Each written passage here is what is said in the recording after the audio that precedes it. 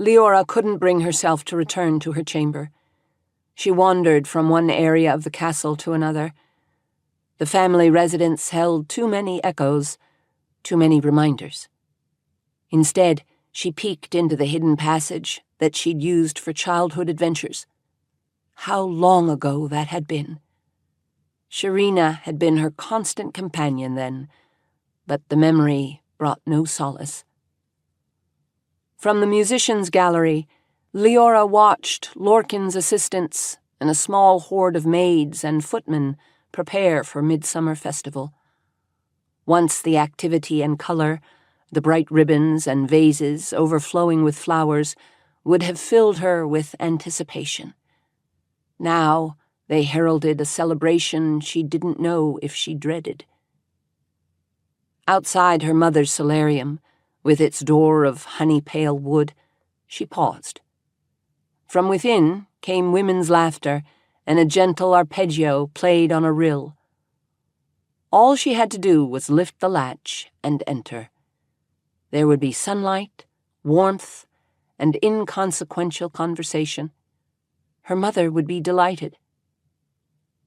"Is this what I would be choosing?" she thought. There must be a third path, neither the cloistered tower nor a conventional marriage. But she didn't know what it was. Not yet. But where to seek the answer? It was impossible to think here, within the confines of memory and stone. The air was too thick to breathe. She went down to the stables, where she had one of the castle horses saddled for her. The old chestnut gelding was as placid as any used to teach young children. She reined it onto the main road from the gates and nudged it with her heels. It shifted into a lope, so easygoing she felt each separate hoof strike the ground. She reached the curve in the road where the hill hid the castle from view. At a shift of her weight, the horse slowed to a walk and then halted. Within her, a voice wailed.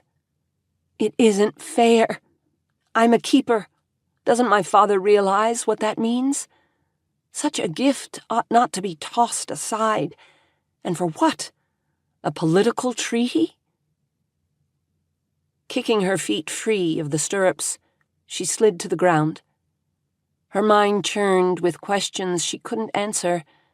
Wasn't she entitled to the life she had worked so hard for?